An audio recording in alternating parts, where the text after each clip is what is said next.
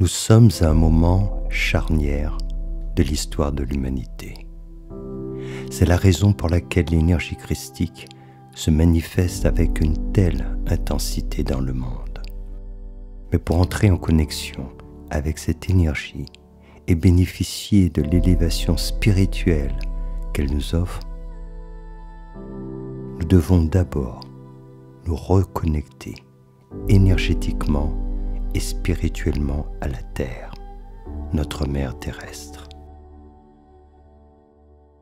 Cette retraite spirituelle initiatique est destinée à celles et ceux qui souhaitent accéder aux enseignements spirituels les plus élevés pour parvenir à l'éveil de leur conscience.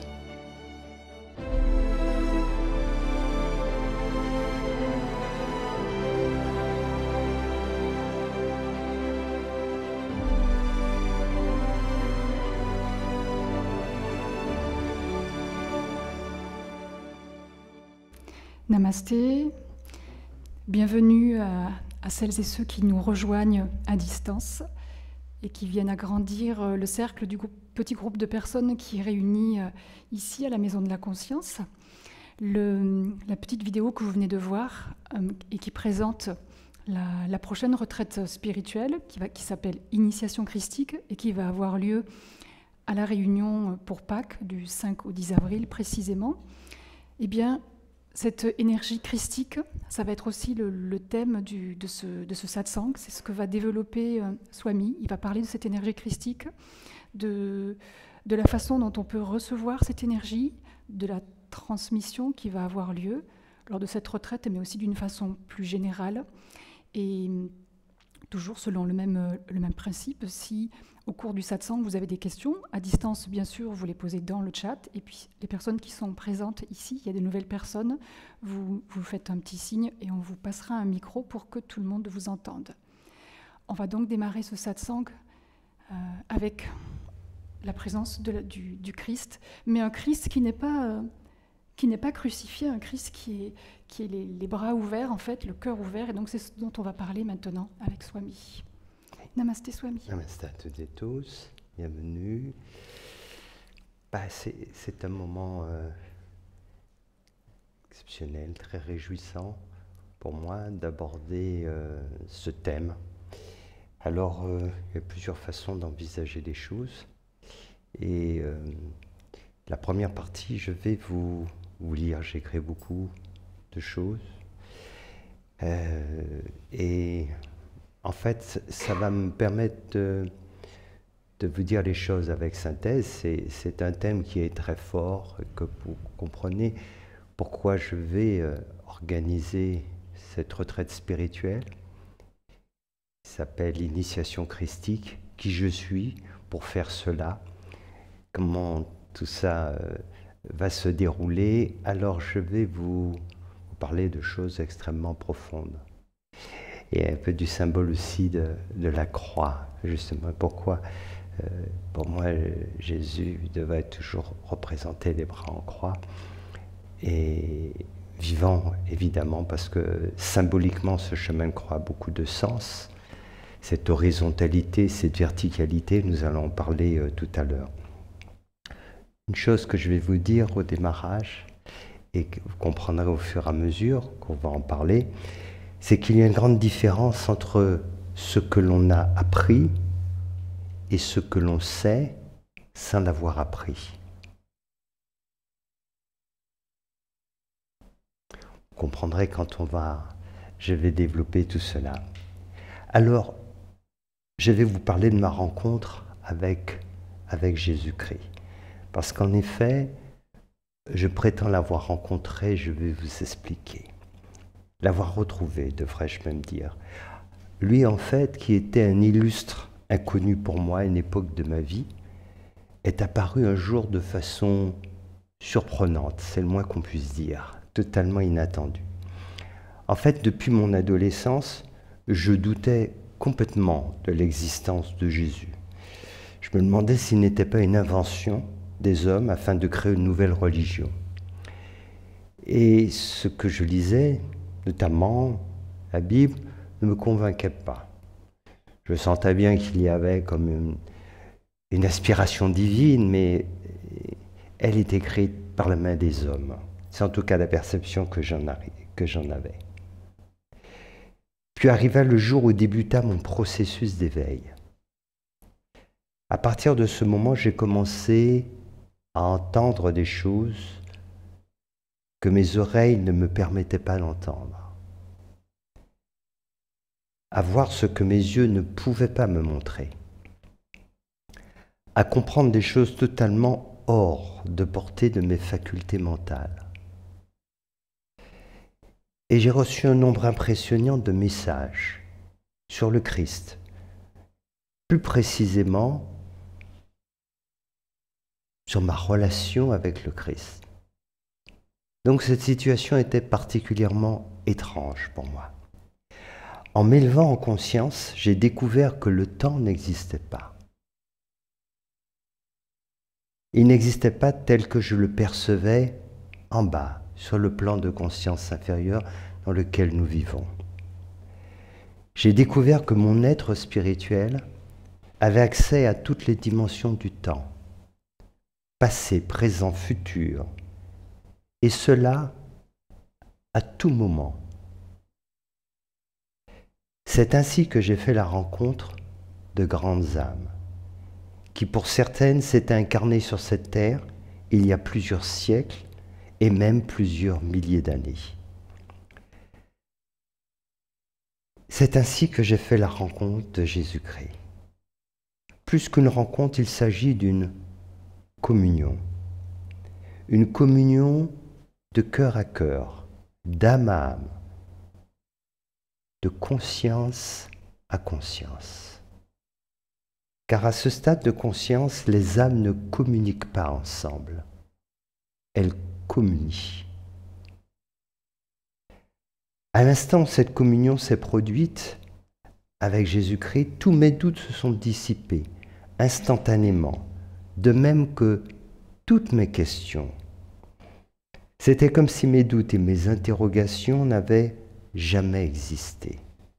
En fait, il ne restait que les réponses, lumineuses, souvent éblouissantes, parfois même vraiment étourdissantes, mais toujours riches d'enseignements empreintes de paix et d'amour. J'ai compris à ce moment-là que l'accès à un certain niveau de connaissance m'avait été accordé. Je l'ai accueilli avec une profonde gratitude, comme une grâce divine. Ainsi, tout ce que je vous dirai à propos de Jésus provient de cette communion de conscience. Toutefois, cette expérience que j'ai vécue, de même que les enseignements que j'ai reçus, sont indescriptibles. Les mots que j'utiliserai ne peuvent qu'être réducteurs. Parfois donc j'utiliserai le silence pour tâcher de vous transmettre un peu de cette extraordinaire expérience. De cette expérience christique et des enseignements qui en découlent. Je considère Jésus comme le plus grand révolutionnaire de tous les temps. Il est à l'origine de la plus extraordinaire des révolutions. Mais je parle bien de Jésus devenu Jésus-Christ, et non pas du christianisme qui est l'ensemble des religions fondées à partir de l'enseignement de Jésus, du Christ plus exactement. Jésus n'a pas fondé d'église, il n'a pas créé la religion catholique, ni aucune autre. Pour autant, il a délivré un message profondément religieux. Et il a mis en lumière à travers ses enseignements une religion qu'il considère comme universelle, la religion de l'amour. La révolution que Jésus a initiée il y a 2000 ans et qui se poursuit jusqu'à aujourd'hui, après son passage éclair sur cette terre, n'a pas d'égal dans l'histoire de l'humanité. C'est la révolution du cœur. La révolution de l'amour inconditionnel. Jésus-Christ nous a délivré cet enseignement majeur. Tu aimeras ton prochain comme toi-même. Il est écrit dans les évangiles que Jésus a dit, le premier commandement est « Tu aimeras le Seigneur ton Dieu de tout ton cœur, de toute ton âme, de toute ta pensée, de toute ta force. » Le second commandement est « Tu aimeras ton prochain comme toi-même. » Il n'y a pas d'autre commandement plus grand que cela. C'est ce que Jésus a enseigné. Il n'y a pas de commandement plus grand que cela. Ces deux commandements que Jésus déclare comme les plus grands font référence à l'amour. Et pour ceux qui doutent encore de son message incroyable de paix et d'amour, il a dit ceci.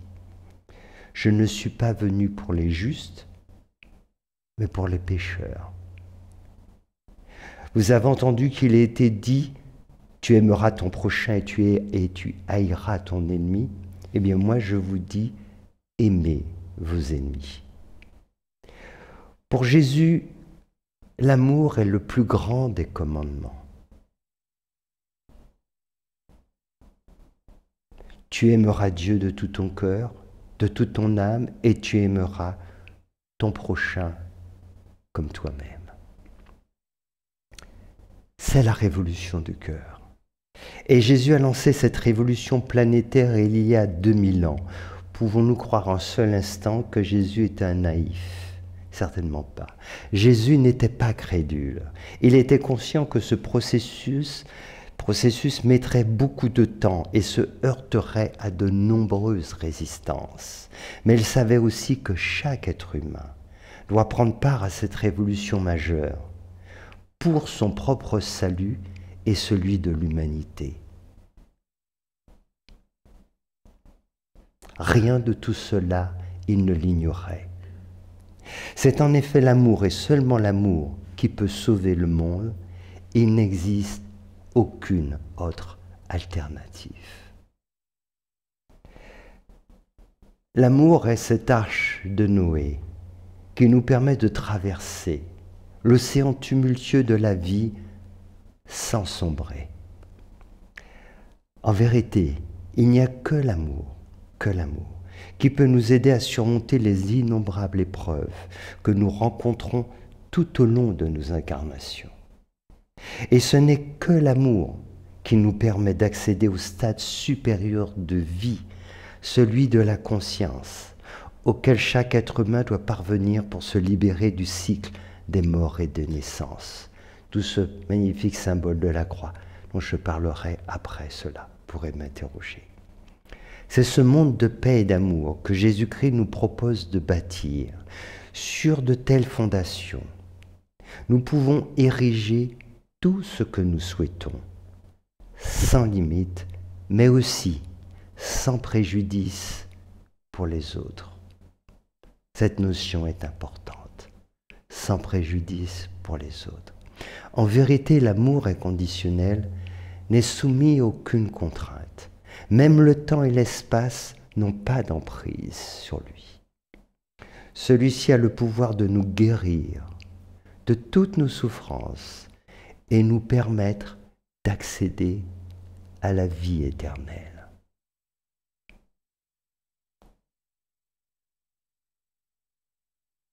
Mais Jésus-Christ est allé encore plus loin. Dans l'évangile de Matthieu, il est écrit que Jésus a dit « Vous avez entendu qu'il a été dit, tu aimeras ton prochain et tu haïras ton ennemi. Eh bien moi je vous dis, aimez vos ennemis. » En déclarant cela, Jésus savait qu'il déclencherait un véritable séisme. Dire « tu aimeras ton ennemi ». Je crois que j'ai créé un séisme, j'ai perdu ma page. Voilà, c'est là. C'est ça.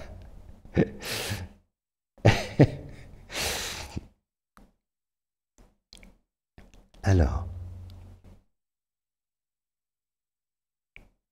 Oui, en déclarant cela, Jésus savait qu'il déclencherait un véritable séisme. D'abord, de l'incompréhension. C'est comme ça que ça se passe. Sidération, stupéfaction, qu'est-ce qu'il raconte? Puis, du rejet. Je ne veux pas aimer mon ennemi. Tu me demandes de ne pas le tuer, c'est déjà beaucoup, mais l'aimer, ce n'est pas possible. Et après un certain temps, une véritable révolution. C'est son objectif ultime. L'intention de Jésus était toujours d'élever les consciences. Jésus est un révolutionnaire. On pourrait dire autrement même encore. Il est venu mettre le feu, en réalité. Mais beaucoup jusqu'alors n'ont pas compris le véritable enseignement du Maître et n'ont pas compris le sens du mot amour tel que Jésus l'évoquait. L'amour dont Jésus nous parle n'est pas celui que nous connaissons sur le plan sentimental. Pour aimer son prochain, plus encore, aimer son ennemi, il est nécessaire d'aller au-delà de l'amour-sentiment. Nous devons transcender notre nature humaine inférieure, car celle-ci est soumise à la loi de la dualité. Vous me suivez? Celle-ci est soumise à la loi de la dualité. Ce qui veut dire, cette loi fait que chaque émotion, chaque sentiment, chaque chose manifestée a son contraire. Et dès lors que l'on fait l'expérience d'une émotion et de sentiment, son opposé se manifeste tôt ou tard. La joie, la tristesse, l'espoir, le désespoir, le rire, les pleurs. C'est pour cela que nous pouvons aimer très fort une personne et la détester quelque temps après avec autant d'intensité. Ce n'est donc pas de cet amour-sentiment dont parlait Jésus, sinon ces enseignements seraient impossibles à mettre en pratique.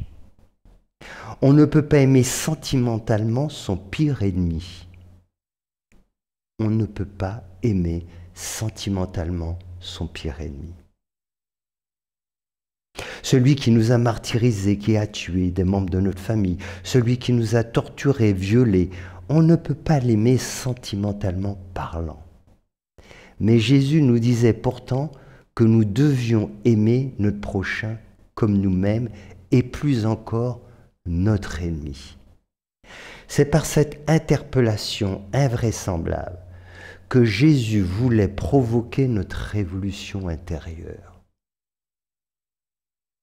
Déclencher notre réveil spirituel. Si vous voulez déclencher l'éveil spirituel de quelqu'un, il faut le mettre face à l'impossible.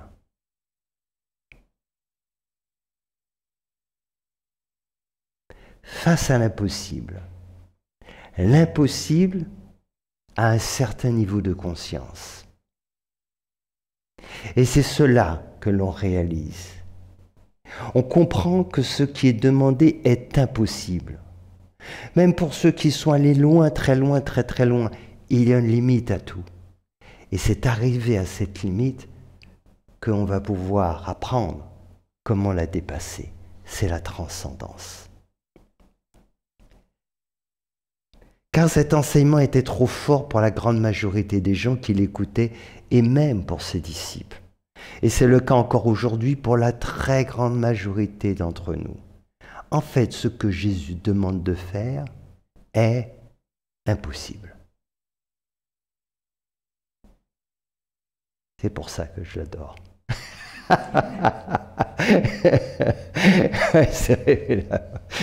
J'ai compris tout de suite qui j'avais à faire. J'aime ça. Ce n'est humainement pas possible. S'il avait dit « vous devez pardonner à vos ennemis », alors on peut le concevoir, même si cela paraît extrêmement difficile, dans certains cas. Mais cela reste possible, le pardon. Et vous voyez bien, vous avez vos propres expériences autour de vous, que c'est pas facile, si simple que cela, qu'on a du mal, qu'on peut mettre tellement de temps à pardonner certaines choses. Mais pardonner, ça ne veut pas dire aimer l'autre. Mais Jésus ne nous dit pas uniquement qu'il faut pardonner à ceux qui nous ont offensés ou fait du mal, il dit que nous devons aussi les aimer. Et là, forcément, on ne le suit plus. On décroche. C'est une incompréhension totale. Il va trop loin, beaucoup trop loin. Certains pensaient, ils étaient nombreux, que Jésus était fou. Et s'il revenait, ce serait la même chose, pire encore. Et oui, il n'y a qu'un fou pour affirmer que vous devez aimer vos ennemis. Et finalement, ces personnes qui pensaient que Jésus était fou n'avaient pas vraiment tort. Car Jésus, devenu le Christ, était devenu fou de l'amour divin. Ouais, ça rend fou. Et je souhaite à tout le monde cette folie. Cet amour inconditionnel, quand il se manifeste à travers un être comme Jésus-Christ, ressemble à de la folie. C'est pareil, c'est souvent le cas d'Ama. Pareil, elle est folle. Prend tout le monde dans ses bras, lépreux, les gens... Ça ressemble à de la folie à ce stade-là. Surtout pour personnes qui ont tellement de difficultés à exprimer un petit peu de tendresse. C'est incompréhensible pour un être ordinaire. C'est pour cela que quasiment personne ne comprenait les paroles du Maître. Et c'est encore largement le cas aujourd'hui. Largement le cas. Son enseignement est trop fort, comme le disaient certains de ses disciples. Ton enseignement est trop fort pour nous. Il lui demandait de calmer, on ne te suit plus. Une question, Swami. Oui. Parce qu'il disait « aimez vos ennemis », mais il n'a pas dit « aimez vos bourreaux ». Est-ce qu'il aurait pu dire à une femme qui a été violée d'aimer son violeur? Est-ce qu'il aurait dit à un homme qui a été torturé d'aimer ses tortionnaires? Bien entendu. C'est que cela que ça a du sens. Mais c'est ce que, justement, j'expliquais. Tu ne peux pas le faire humainement parlant. Humainement parlant, tu ne peux pas le faire. Donc quand il s'adresse à toi, il ne s'adresse pas à la personne humaine, à la personne ordinaire. Il veut lui rappeler qui tu es. Voilà où je vous emmène. Et il n'a pas dit ça par hasard, il n'a pas dit ça comme ça. Il a donné l'exemple. Quand on l'a conspué, ensuite torturé, puis assassiné, il n'a jamais exprimé de haine envers qui que ce soit. Et ses dernières pensées, avant de quitter ce monde, a été tournée vers son Père, Dieu, en demandant de pardonner à ceux qui lui avaient fait ces supplices. Donc, cet enseignement, comme tous les vrais maîtres, il ne dit pas des mots simplement. Sa vie est son enseignement. Jésus disposait d'un atout très spécial et redoutablement efficace aussi. Cet atout exceptionnel qu'il possédait lui donnait la possibilité d'être écouté au-delà de l'entendement, parce que Jean est fou. Et il permettait aux plus incrédules d'être attentifs à ses enseignements. Alors, quel était donc cet atout extraordinaire dont Jésus disposait pour convaincre les plus réticents? Jésus accomplissait des miracles. Il faisait la démonstration à travers des miracles totalement improbables de ses pouvoirs, qu'il disait détenir de Dieu son Père. Ainsi, il démontrait que celles et ceux qui avaient foi en lui et en ses enseignements pouvaient même guérir de maladies incurables. La plus incurable de nos maladies étant l'ignorance. Mais on pourra en parler plus tard. Il affirmait et démontrait que rien n'était impossible pour celles et ceux qui avaient foi en lui et en l'amour de Dieu. Ainsi, les miracles qu'il accomplissait attiraient des foules considérables et favorisaient l'écoute attentive de ses enseignements. Des aveugles recouvraient la vue, des paralytiques se mettaient à marcher, des personnes mourantes retrouvaient la santé. Ce qu'il accomplissait n'était pas humain. Un homme ordinaire ne pouvait accomplir de tels miracles. En fait, cela ne pouvait provenir que de Dieu. C'est ce que croyaient les personnes qui venaient le voir. Et de mon point de vue, elle n'avait pas tort. Cette foi qui grandissait envers sa personne permettait à Jésus d'aller encore plus loin dans ses enseignements. Ainsi, Jésus déclarait encore ceci. « Eh bien, moi, je vous le dis.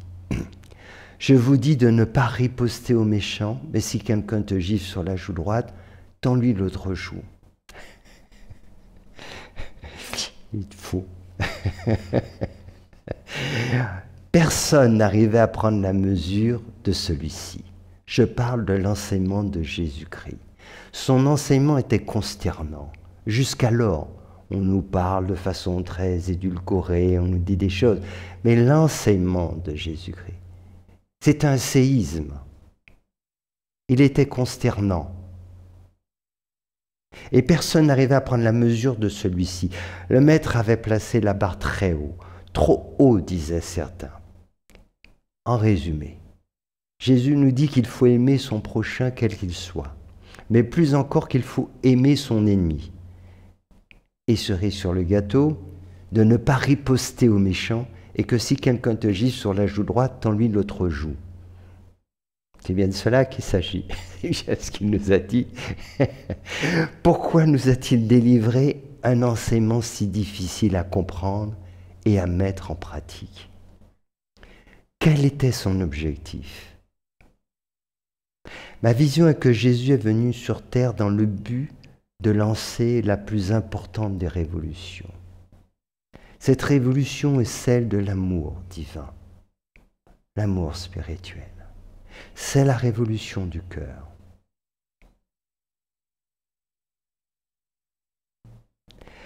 Et pour réussir cette mission divine, Jésus a dû vivre un processus initiatique très particulier. Il a fallu que Jésus devienne le Christ. Que Jésus devienne Jésus-Christ. Autrement dit, que le Christ se révèle pleinement à travers lui. Et pour cela, Jésus a vécu un processus d'adombrement. L'énergie christique en tant que conscience divine a adombré Jésus. Cela veut dire qu'elle s'est manifestée pleinement à travers lui.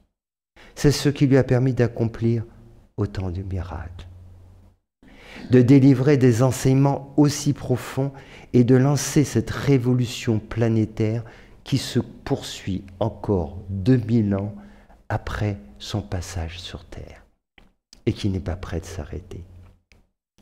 Rien de ce que Jésus-Christ a fait ou a dit n'a été fortuit. Il connaissait parfaitement le but de sa mission sur cette terre et les épreuves qu'il devait surmonter et endurer.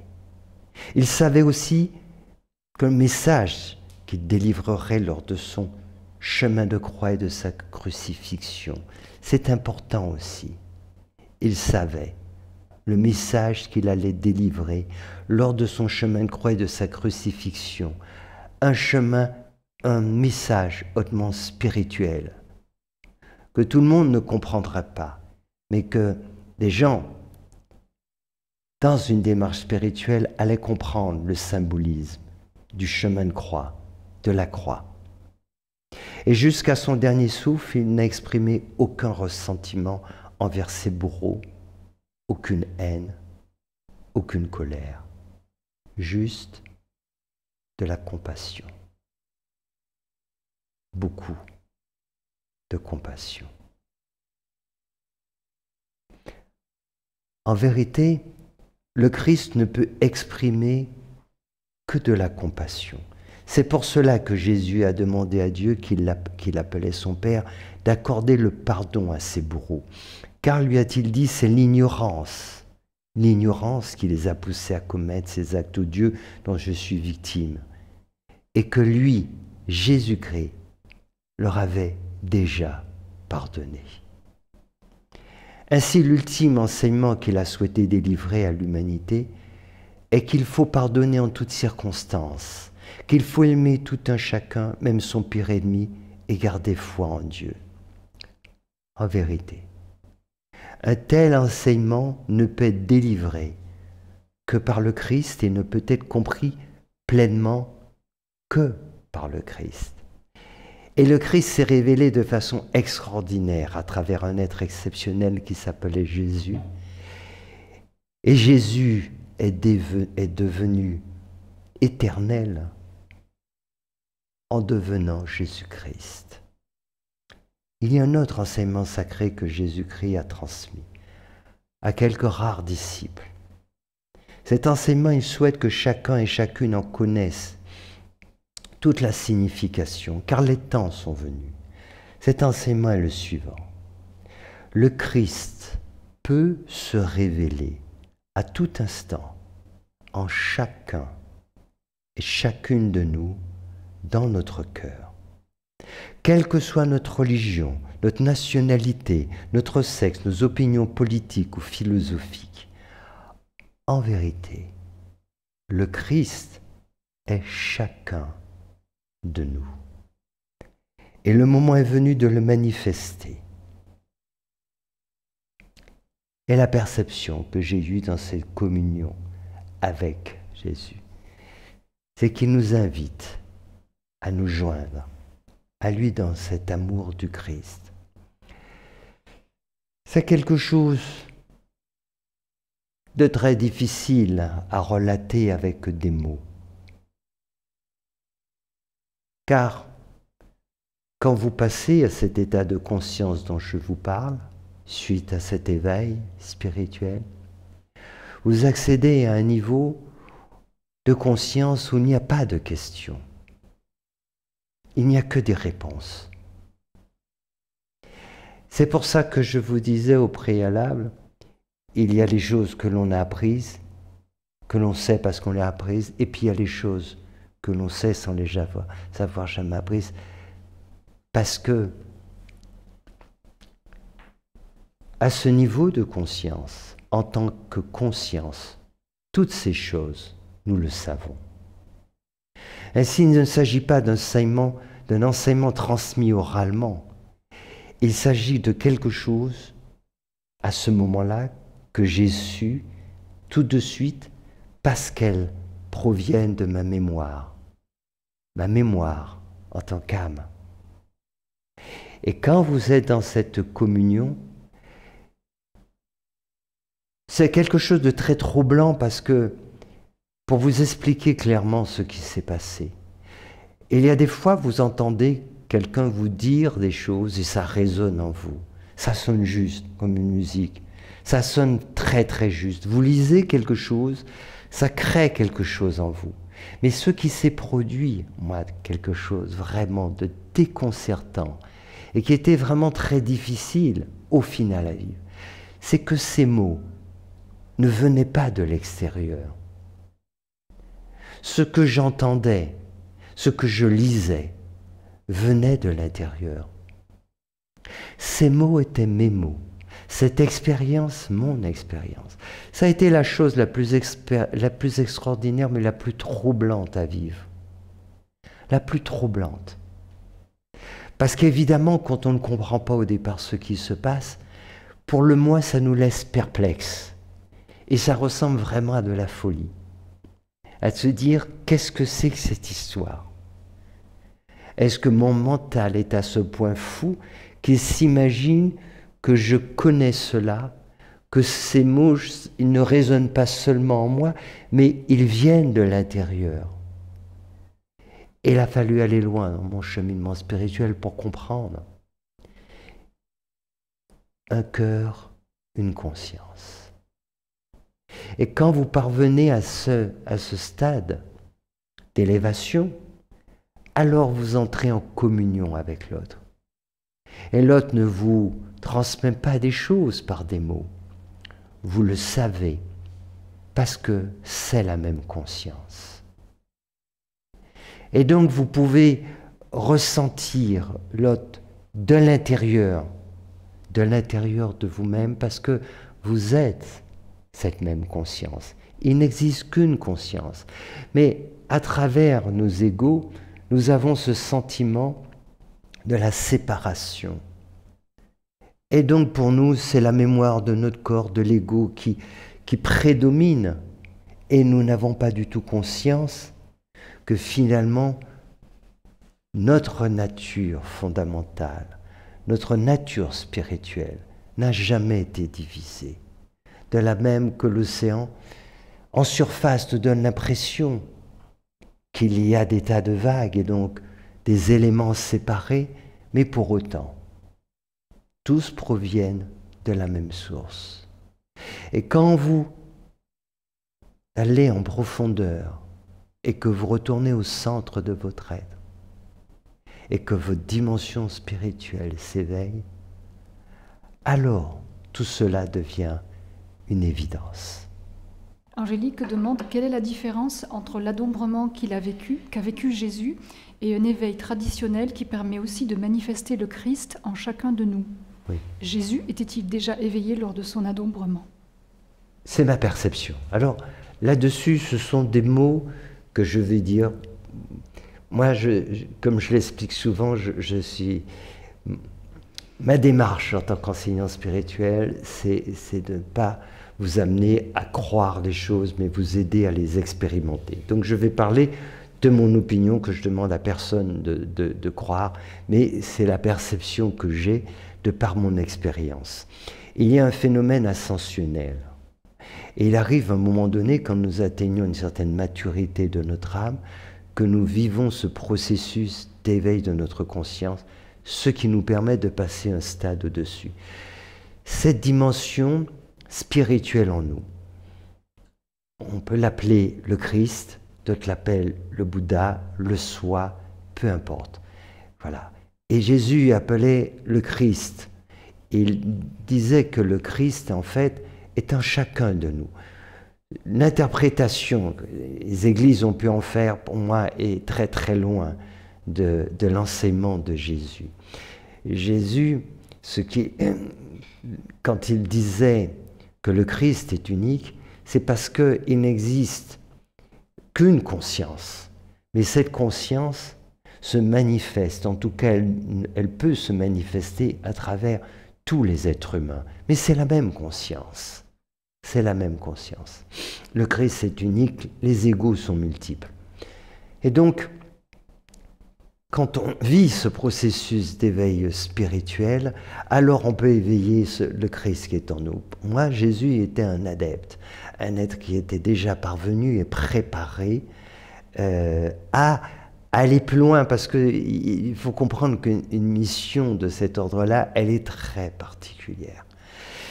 Et pour que ce message 2000 ans après, et ça va continuer, se poursuive, et qu'il remplisse une telle mission, ce n'est pas quelque chose d'évident, même pour quelqu'un qui va s'éveiller dans cette vie.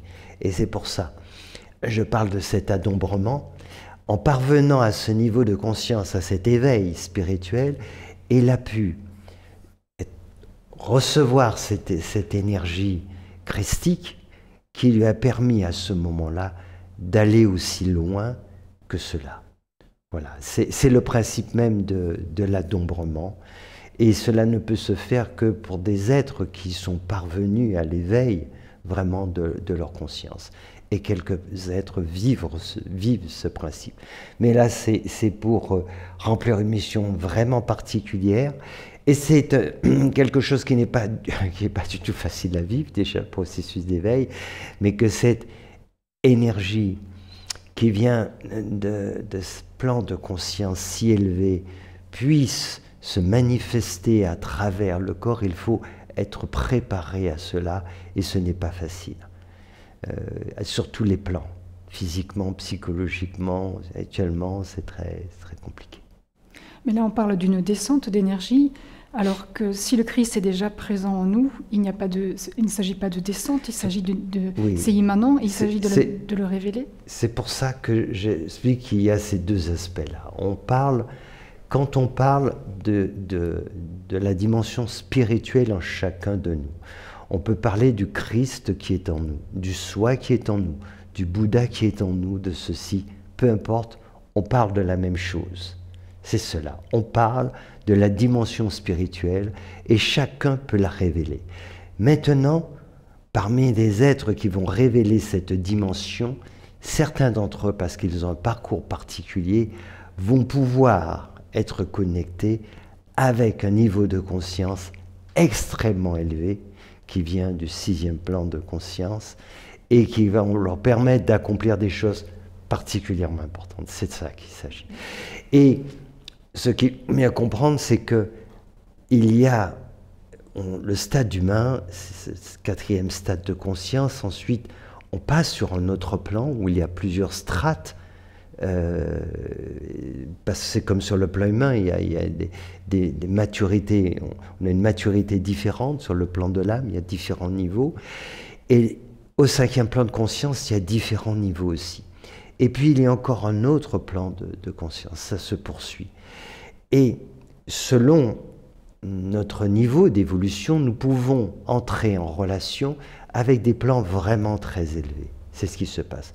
Et dans ce cas-là, évidemment, nous pouvons accomplir aussi des choses qui ne peuvent pas se faire normalement, et même pour un être qui vient s'éveiller. Voilà.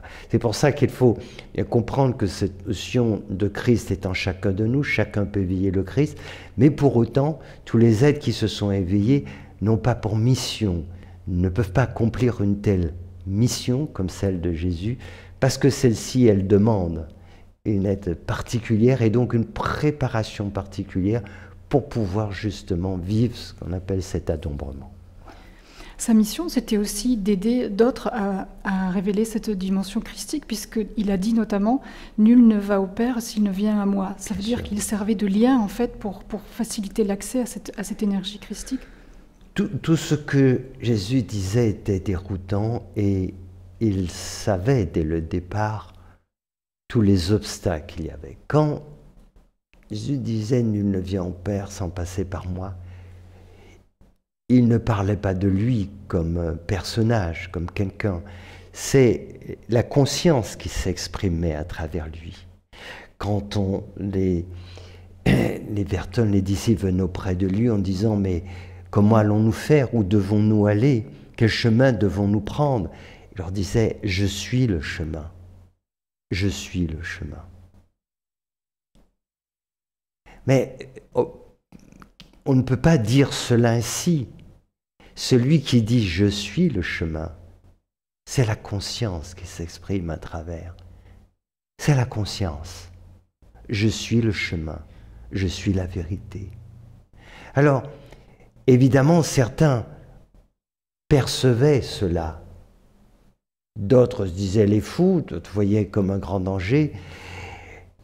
La plupart qui comprenaient qu'il disait juste, la majorité étaient des femmes. Et Jésus, à son époque, savait déjà que les femmes devraient jouer un rôle majeur dans l'histoire de l'humanité, 2000 ans plus tard. Il le savait déjà. C'est très important, donc c'est une révolution qui a été enclenchée depuis, qui doit se poursuivre. Le symbole de la croix, c'est quelque chose de très beau. On porte la croix pour ça, pour le symbole. C'est l'horizontalité. L'horizontalité, le yin, le yang. Et il nous faut parvenir à transcender cette dimension horizontale de la vie. Et pour cela, il va falloir comprendre ces polarités. Partir de là où nous partons, c'est-à-dire de la dualité à la complémentarité pour vivre l'unité.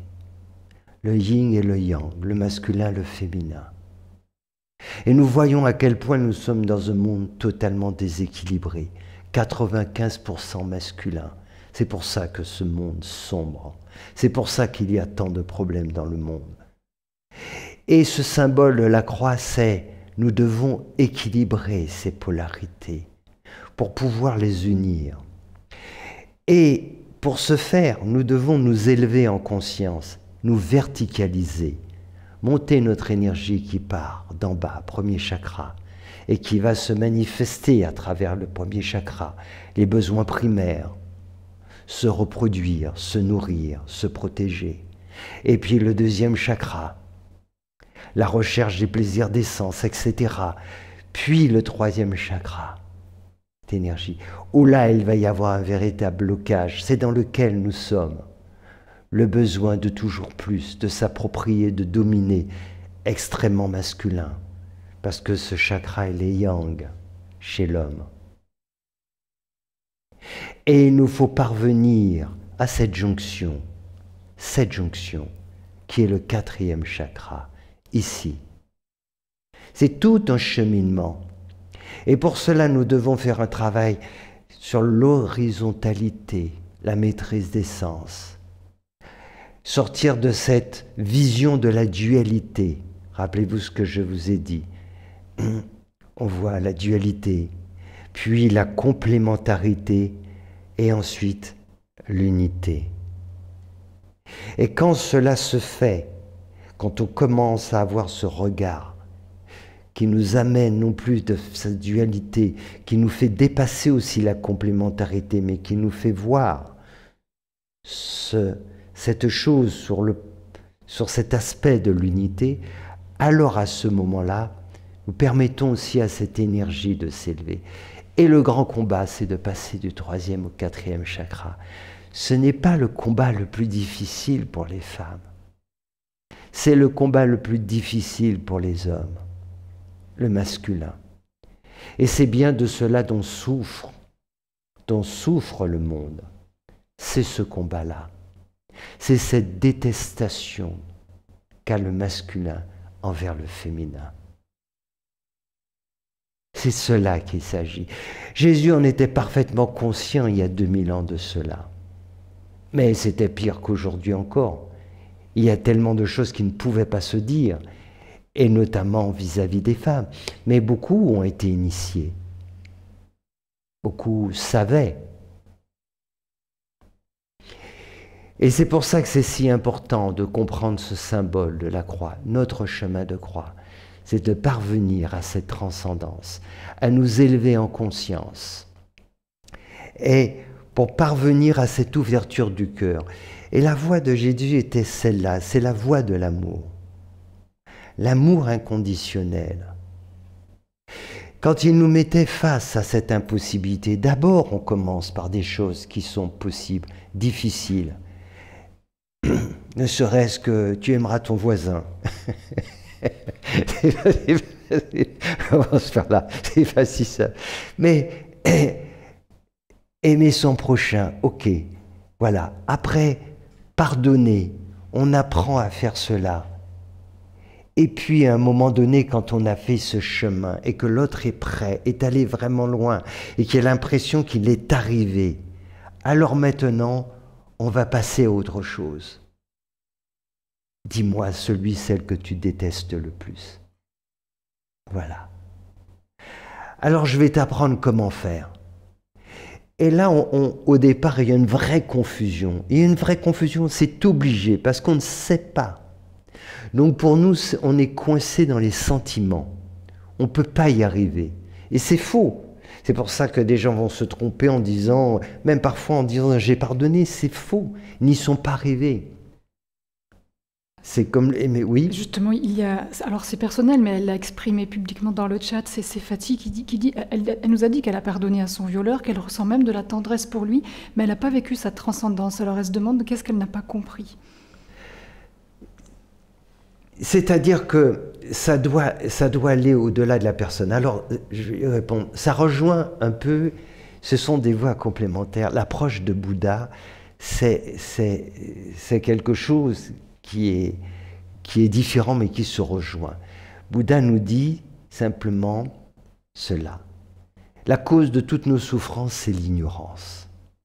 Et c'est la voie de la connaissance. Il va falloir que nous comprenions cela.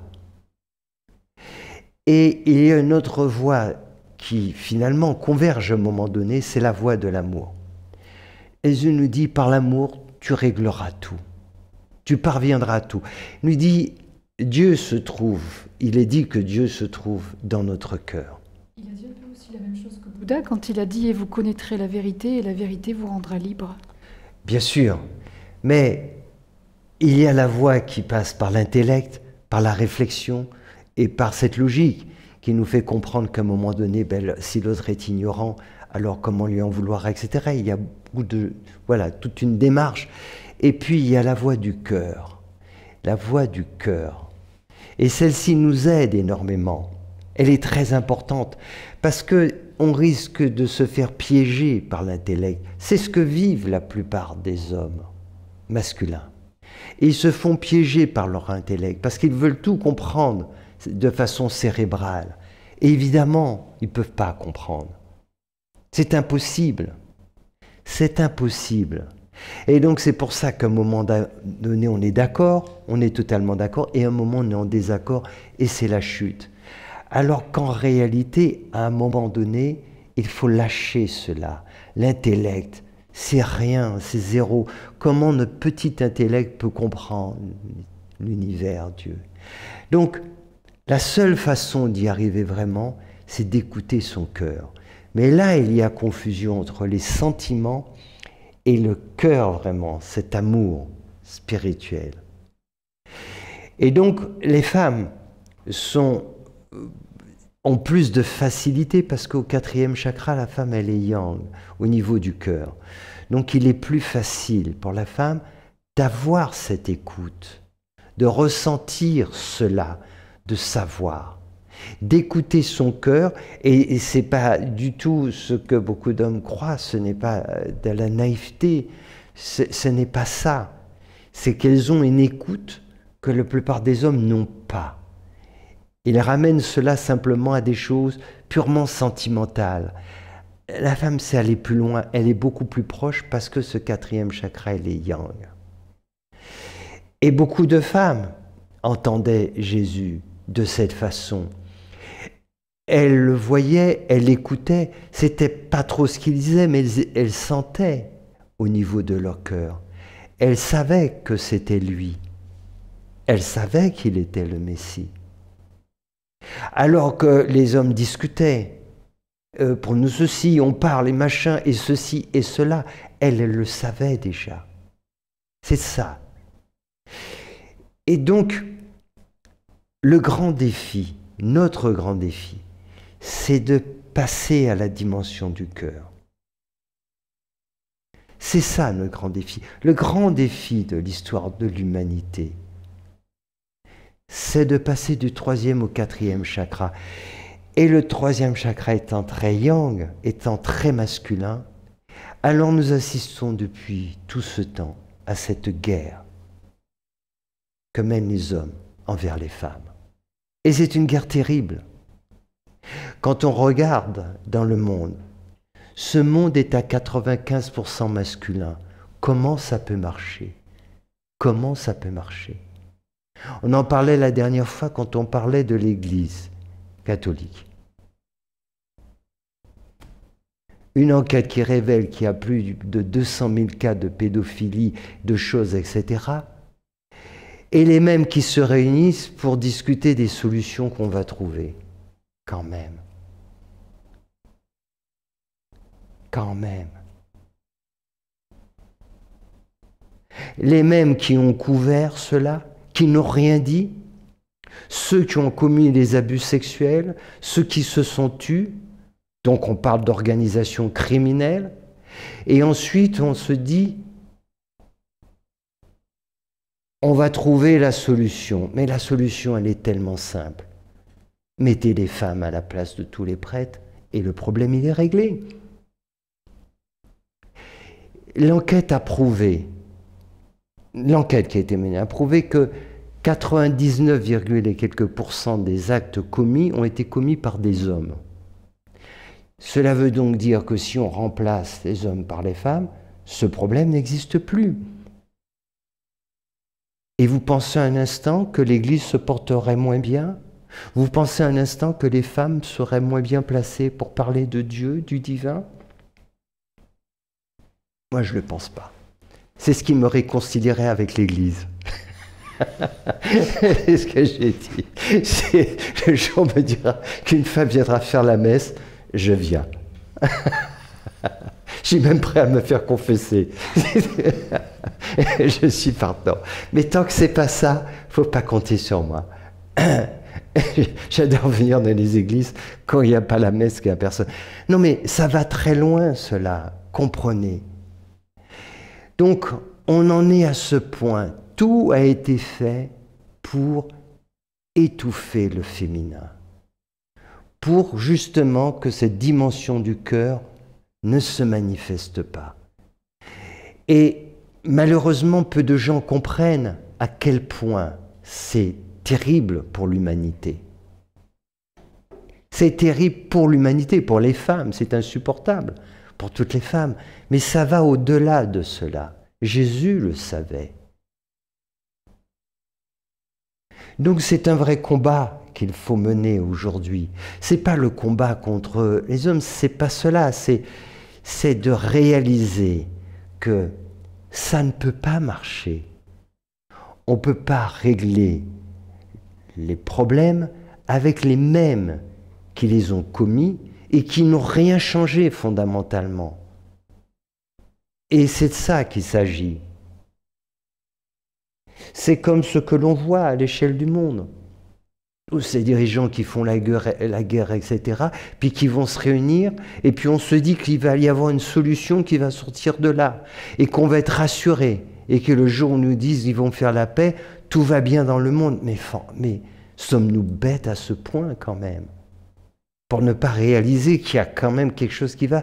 Qu'est-ce qui ne va pas là-dedans? Ce monde est trop masculin. Il est trop yang.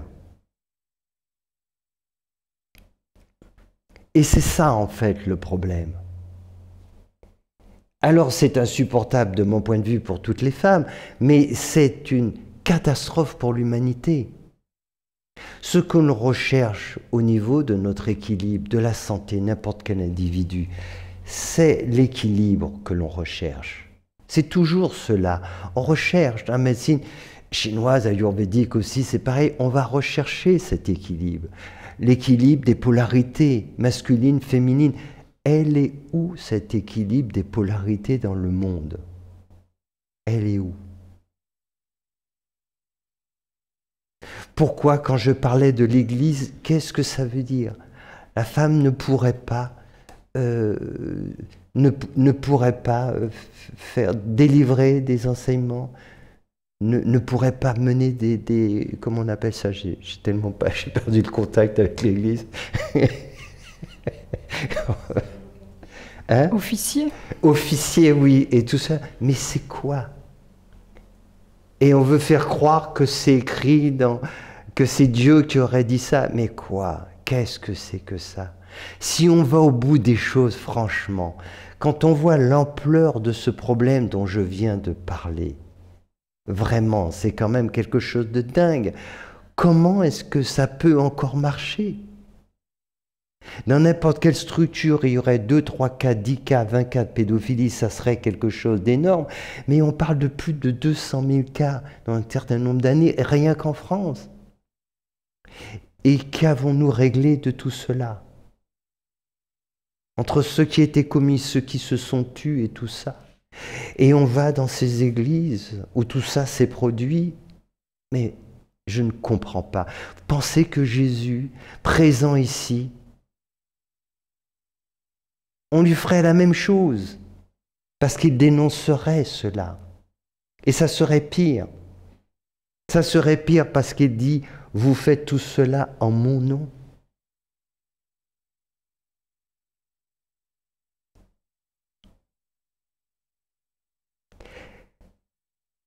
La bataille, elle se joue là. C'est la révolution du cœur. Et c'est vraiment très difficile, beaucoup de gens ne le savent pas, ne le comprennent pas.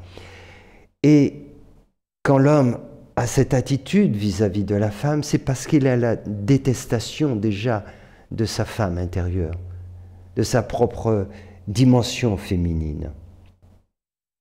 Et c'est pour ça que c'est très important de comprendre ce mécanisme et qu'il est important de réconcilier les hommes. Bien sûr, certains le font, bien sûr, certains le comprennent, mais il y a un tel déséquilibre.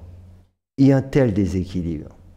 C'est pour ça que les femmes ont un rôle important à jouer aussi en tant que mère, pour très tôt faire autrement et apprendre aux garçons. Leur apprendre très vite qu'il faut trouver cet équilibre, qu'on n'est pas plus masculin en écartant cette dimension féminine en soi, c'est tout le contraire. Et les femmes le savent bien. Et c'est vraiment essentiel. C'est la bataille, pour moi, qui se joue dans le monde. Et donc, ce que je souhaite faire, parce que c'est vraiment quelque chose de très particulier, ça fait des années que j'ai vécu ce processus, que j'enseigne, etc. Mais c'est la première fois que j'organiserai à La Réunion, et j'ai organisé nulle part ailleurs, une retraite spirituelle, j'appelle initiation christique. Donc ce n'est pas des mots employés par hasard.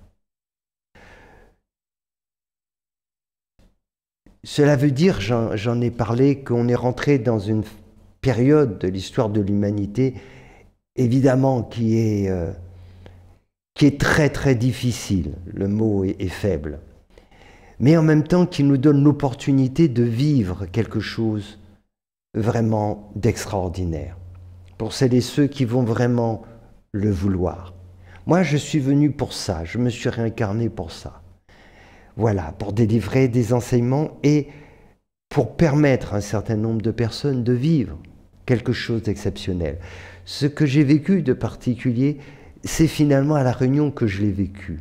J'ai vécu mon processus d'éveil d'abord en France, mais ensuite j'ai été appelé à venir ici pour vivre ce processus notamment si particulier, christique. Donc j'ai parlé ailleurs en 1997 et puis après encore 2 ans après.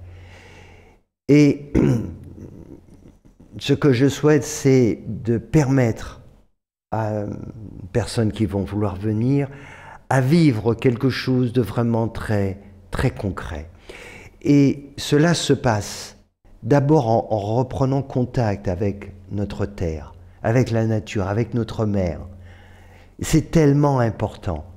Parce que les premiers enseignements, nous les recevons de notre mère, la terre. De la même façon que sur le plan biologique, nos premiers enseignements, c'est de notre mère que nous les recevons. C'est d'elle. Eh bien, il en est de même pour la terre. Elle nous enseigne des choses qui sont tellement importantes et que nous ne voyons pas, dont nous avons perdu totalement de vue, mais dont nous sommes totalement déconnectés. Et c'est essentiel, car c'est à partir de là que l'on peut s'élever en conscience. Mais c'est essentiel de renouer ce contact, comme je le disais, sur un plan énergétique, mais sur un plan spirituel. On a perdu totalement le sens de cela. On a l'impression qu'on est en dehors de la nature, qu'on marche sur Terre comme si qu'on était dépendant de personne, alors qu'on est un simple organisme dans ce plus grand organisme qui s'appelle la Terre, et nous en sommes dépendants. Donc, c'est quelque chose de très important parce que c'est cela que j'ai vécu aussi juste après cet éveil, mais c'était le commencement d'une nouvelle aventure, c'est de revenir à la nature. Voilà, de renouer le contact avec la terre, avec l'eau, avec l'air, avec les éléments, de communier, de comprendre comment la terre nous parle, ce qu'elle nous dit, concrètement. Et puis ensuite de pouvoir aller plus loin dans ces enseignements. Alors maintenant je veux transmettre un certain nombre de choses à des personnes qui ont envie d'aller plus loin sur leur chemin et aussi permettre ce contact, ce lien avec cette énergie qui est particulièrement forte.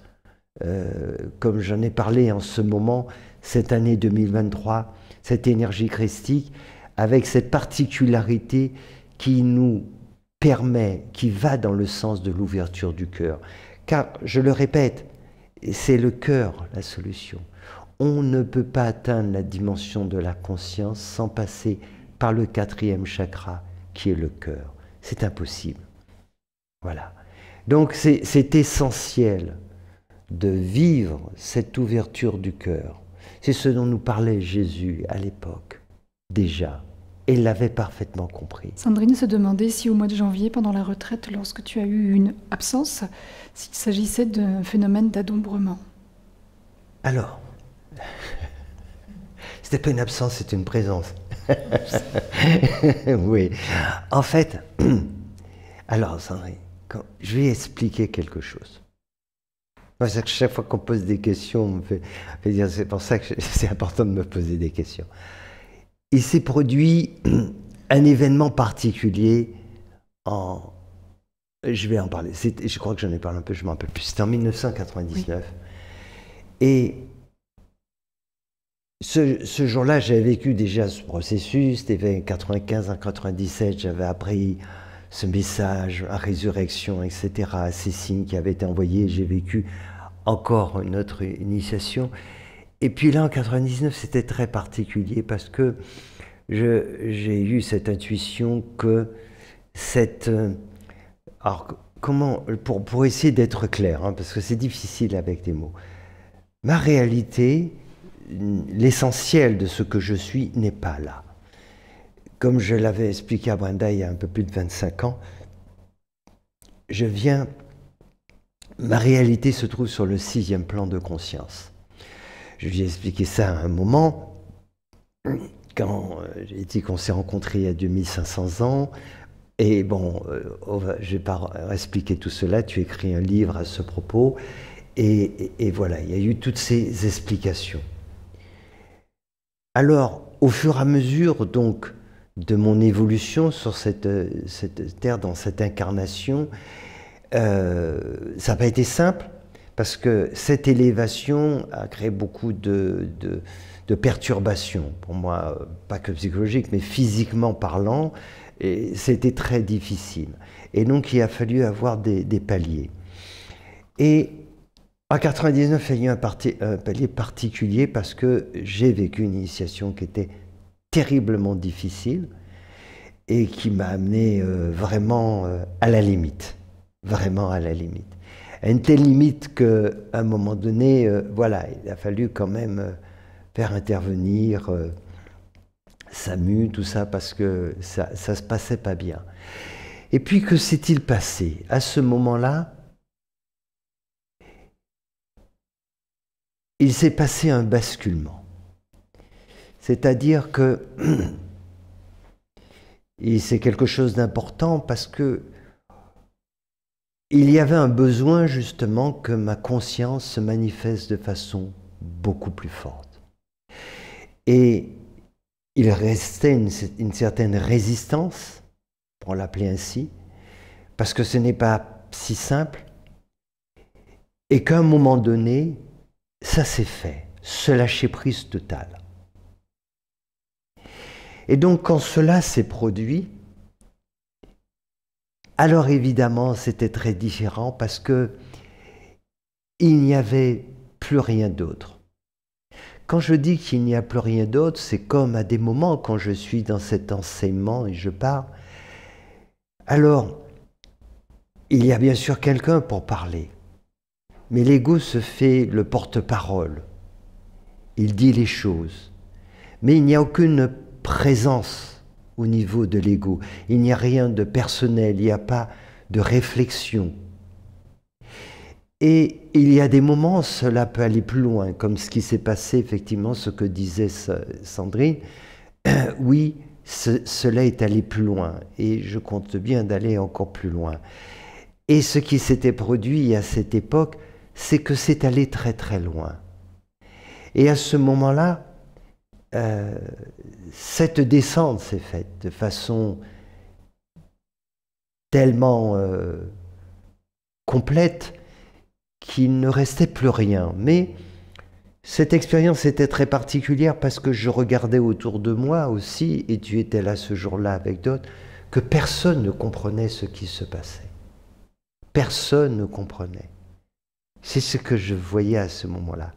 Alors je comprends parce qu'il se disait il est en train de sombrer, on appelle le SAMU. On attendait le SAMU en fait. Oui, on attendait le SAMU et ils ont cru que j'étais passé dans la phase de délire. Donc ils se sont dit ça va pas bien. Parce que quand ça s'est produit, pour tout dire, j'ai dit tout va bien. Et quand j'ai dit à ce moment-là tout va bien, tout était réglé. Et je leur ai dit je suis le Christ. Alors ils ont compris pour eux que tout n'allait pas bien. Ils se sont dit c'est pire que cela. Il y avait la situation un peu compliquée. Et je leur ai dit ça va pas bien du tout. Mais moi je l'ai vu dans leur regard. Ils ne comprenaient pas ce qui se passait. Ils ne comprenaient pas que c'était cela qui se passait. Que j'étais admirablement bien, que cette descente était parfaite, que tout était OK. Et donc dans la seconde, j'ai tout arrangé. Il n'y avait plus aucun problème de santé. Et je leur ai dit, quand le médecin va arriver, il va dire ceci, il y a cela, il va prendre l'air, tout est OK, tout est réglé. Mais voilà. Et j'ai commencé à parler, à donner des enseignements. Mais ils ne pouvaient pas m'écouter. Ils ne pouvaient pas comprendre cette situation. Et effectivement, ce qui s'est passé quand c'est arrivé, il a fait tous les trucs, les tests, il dit tout va bien, tout est OK, tout est normal. En fait, je parle de cette anecdote parce que c'est un élément qui est vraiment important. Et je pense qu'à ce moment-là, il y a, je ne sais pas, peut-être une hésitation de rester vraiment dans cet état ou de ne pas y rester totalement. Alors c'est tellement bien quand on y reste, mais c'était sans doute trop tôt. Voilà. Parce qu'à ce moment-là, voilà, il y a cette difficulté de comprendre l'autre, de voir, c'était quelque chose de trop. Mais bref, on y arrive, on est à une autre époque, et je sais maintenant qu'il y a un besoin, une nécessité même absolue, pour beaucoup de personnes, à la fois pour elles-mêmes de faire cette expérience et de voir cela, de voir cette manifestation, de sentir cette présence divine. On en a besoin, c'est essentiel. Et elle se manifeste de plus en plus sur Terre par différents canaux. Donc je fais ma part, d'autres font la sienne, et je vais aider un certain nombre de personnes à manifester cela. Donc oui, bien sûr, ce qui s'est passé, c'est cela, ça se reproduira, et il y a des moments, j'irai plus loin que cela, mais parfois, c'est vrai que si on sent qu'il y a enfin pour moi, je dis qu'il y a beaucoup de personnes qui sont dans l'incompréhension, ne sont pas prêts, alors bon, ça peut retenir un petit peu, et puis bon, il y a des choses qu'il faut faire avant, mais maintenant, voilà, on peut y aller. On peut y aller. On peut y aller totalement. Donc, ceci étant, alors, il y a ces moments, effectivement, et ces moments où je peux entrer aussi en samadhi, tu l'as vu toi aussi, Brenda, ces moments particuliers. Mais ce qui m'inspire le plus, c'est que je souhaite emmener d'autres personnes pour vivre cela, pour partager ces moments, pour entrer dedans, pour le vivre. Et c'est vrai qu'il y a quelque chose de contagieux quand on est prêt à cela, quand on a envie et quand il se produit cela. C'est ce qui se passait avec Jésus. Soit il faisait peur, il faisait fuir, ou alors il va au contraire susciter cet élan et aider à s'élever en conscience. Et pour moi, on est vraiment dans une époque qui est vraiment favorable pour cela, beaucoup plus qu'il y a 2000 ans. Parce qu'on n'a pas 2000 ans encore devant nous si on ne fait pas les changements qu'il faut. On n'a pas ce temps-là, c'est fini. Alors moi ma question c'est, Gina, est-ce qu'un petit groupe de personnes qui suivraient l'enseignement du Christ, est-ce que ça suffirait à créer ce monde de l'amour, ou est-ce qu'il faut absolument que chaque être humain fasse ce travail de cette dimension du cœur, de l'ouverture du cœur? Gina, tu as le pouvoir de changer le monde.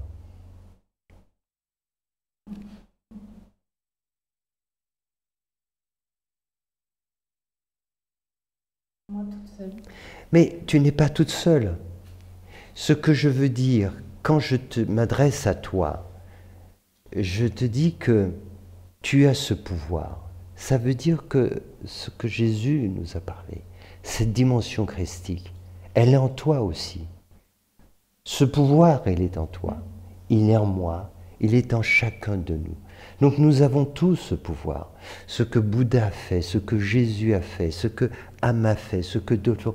On a ce pouvoir. C'est tout. Écoute, c'est très simple. Je vais te donner une image, par exemple. Tu vois, et c'est une image, mais elle est très parlante. On a vu des forêts magnifiques, des dizaines, centaines, milliers d'hectares. Et que se passe-t-il?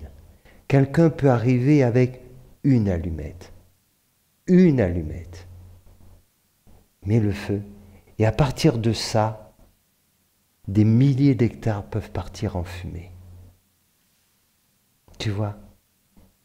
Ce pouvoir existe dans l'autre sens, heureusement.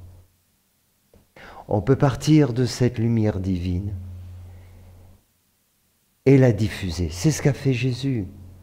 Et ce qu'il voulait, c'est que nous fassions comme lui, pas de le vénérer, pas de se dire qu'il est notre Seigneur. Jésus n'a jamais souhaité qu'on le voie comme le Seigneur, mais comme notre frère. C'est cela en réalité.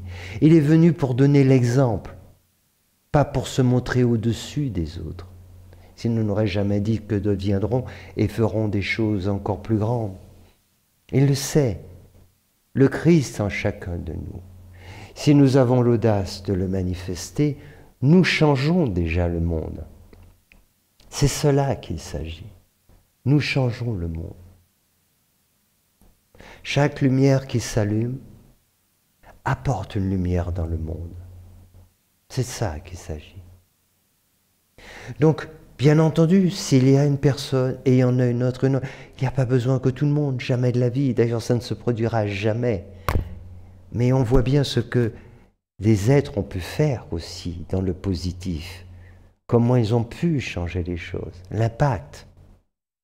Ce qu'il faut réaliser, c'est que tout le monde peut le faire. Tous sans exception. Parce que nous n'avons pas tous la possibilité de nous mettre derrière un piano et de jouer comme Mozart. Ça, non. Ou de prendre un micro et de chanter comme la Calas. Tout le monde ne sait pas faire ça. Mais tout le monde peut révéler le Christ. Tout le monde peut devenir un Bouddha. C'est ça en réalité. Jésus est devenu Jésus-Christ. Amédée est devenu Amédée-Christ. Gina peut devenir Gina-Christ. C'est tout, c'est aussi simple que cela. C'est un choix. Est-ce que nous souhaitons de vivre toute notre vie en simple pécheur, en pauvre pécheur, en petite graine qui va dépérir, ou est-ce que nous acceptons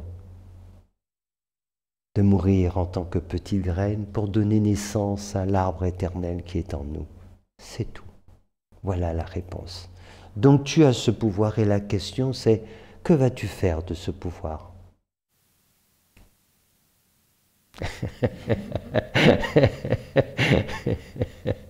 Mais la question est valable pour tout le monde. C'est cela en fait. Que faisons-nous de ce pouvoir qui nous a été donné? Ah, bien sûr, c'est plus facile de dire, nous, on est des pauvres pécheurs, on n'est pas là pour ça. Voilà, on est fragile, soumis à la tentation, etc., etc. Oui, bien sûr. Et puis on attend que des êtres comme Jésus viennent faire le boulot. Mais c'est pas comme ça que ça marche. C'est pas ainsi. Nous avons tous ce pouvoir. Et je dirais même plus, c'est que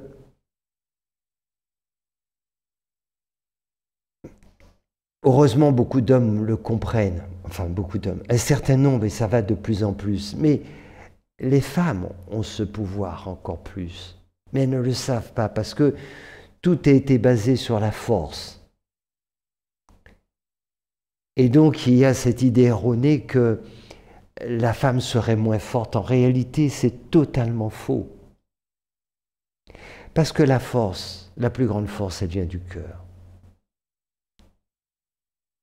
Et donc cette ouverture du cœur, elle est plus facile pour les femmes. Et dès lors qu'on arrive à cette ouverture du cœur, alors le lien peut se faire avec notre conscience. C'est cela. J'écoute mon cœur, j'agis en conscience. C'est ça. C'est pour ça qu'on a créé notre ONG qui s'appelle Cœur et Conscience. C'est important. L'accès à la conscience se passe par le cœur, pas par le mental. Donc, je dirais même plus que pour les femmes, c'est plus facile. Mais faut-il avoir cette audace de le faire? Et aussi y croire, parce que ce n'est pas seulement un manque d'audace, c'est tellement d'éducation, d'endoctrinement qui a fait croire aux femmes que ce n'était pas possible, que ce n'était pas accessible. Tout ça, c'est des mensonges. Donc, bien sûr, nous avons tous ce pouvoir.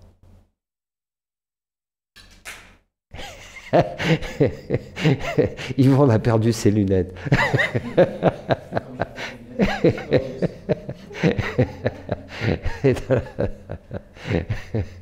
Dans le chat, il y a une question de Gaël qui demande quelles sont les étapes après l'ouverture du cœur. Il faut s'assurer vraiment que cette ouverture du cœur soit faite pleinement. Ça, c'est vraiment important. Parce que c'est pas si simple. Il peut y avoir des moments où on ressent cet amour inconditionnel.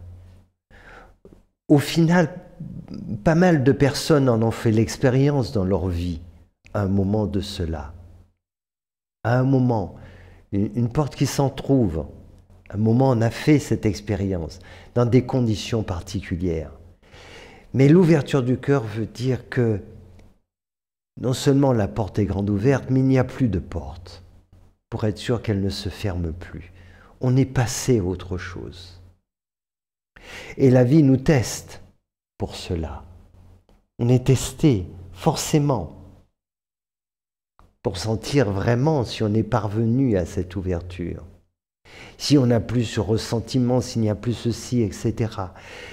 Et à partir de là, quand cette ouverture est vraiment là, alors on est guidé. Notre conscience peut nous guider parce que le cœur, c'est pas ce qu'on imagine, ce n'est pas la faiblesse, ce n'est pas l'amour-sentiment. On n'est pas faible quand on est dans le cœur, dans l'amour, c'est tout le contraire. Et quand cela se produit, alors notre énergie, elle s'élève vraiment. Et elle nous donne la possibilité ensuite de parvenir au niveau du 5e plan de conscience. C'est beaucoup plus facile parce que, à un moment donné, il y a des enseignements qui sont trop difficiles à comprendre, à suivre. On ne peut le suivre que si on suit l'autre avec notre cœur. Parce qu'avec notre tête, on ne peut plus le suivre. C'est ça qu'il faut comprendre. Donc il faut aller loin dans cette ouverture du cœur. Et sentir vraiment que on est dans cette relation d'amour qui fait que je te suis. C'est pas si simple de dire je te suis. C'est pas simple du tout en réalité. Quand Jésus disait viens, suis-moi, qui le suivait? Surtout quand il disait, laisse les morts enterrer leurs morts. Et plus personne qui suivait. On dit, on revient. Mais non, c'est maintenant. C'est ça qu'il faut comprendre. Donc, cette connexion avec le cœur est essentielle, parce qu'elle nous permet à un moment donné de faire ce que notre tête nous dirait ne fais pas. Mais notre cœur nous dit tu peux y aller. C'est ça en fait. Est-ce que vous me suivez bien? C'est vraiment important ce côté-là. Et vu de l'extérieur, ça peut paraître dangereux, ça peut paraître de la naïveté, parce que rationnellement, on va pouvoir démontrer que non, c'est pas normal. Il dit n'importe quoi, tu ne peux pas suivre, etc. Mais si on a appris à écouter vraiment notre cœur, alors on sait que cela est juste. Et quand on le fait, alors après, on comprend qu'on avait raison de le faire. Mais on comprend aussi qu'il n'était pas possible à l'autre de l'expliquer. Parce qu'on ne peut pas comprendre. Il arrive un moment donné, ce n'est pas possible. Tu ne peux pas comprendre. Donc la seule chose que je peux te dire, c'est viens, suis-moi. Et tais-toi. Voilà. C'est-à-dire, pour faire l'expérience, et quand tu vas faire l'expérience, te viendront ensuite des questions qui viendront de cette expérience. Mais les questions qui viennent d'avant, elles ne servent à rien, tu ne pourras pas. Fais l'expérience, avance, et ensuite tu poseras des questions, et là je te répondrai, et tu comprendras. J'espère que vous retiendrez ce message important, qui est que chacun, chacune d'entre nous possédons finalement ce qu'il y a de plus précieux. Ça a été sans doute aussi pour moi une des plus grandes découvertes. Parce que quand on regarde dans le monde, on peut se dire il y a beaucoup d'inégalités, peut-être d'injustices. Mais en fait, on ne sait pas ce qu'il y a de plus précieux dans ce monde. Et quand on fait une démarche profonde spirituelle, un jour on découvre que ce qu'il y a de plus précieux, c'est cette dimension spirituelle, c'est celle-là. Et que celle-là, elle est en chacun de nous. Et c'est là que se trouve cette grande égalité. C'est que ce Christ, ce Bouddha, ce soi, peu importe, nous le possédons tous. Autrement dit, nous pouvons tous révéler Dieu qui est en nous. Et ça, ce n'est pas rien. C'est ce que j'ai découvert un jour. C'est l'expérience que je vis jusqu'alors. Et c'est l'expérience que je souhaite à chacun et à chacune d'entre vous. Et je tâcherai d'y contribuer au mieux. Namasté à toutes et à tous, dans le cœur et la conscience.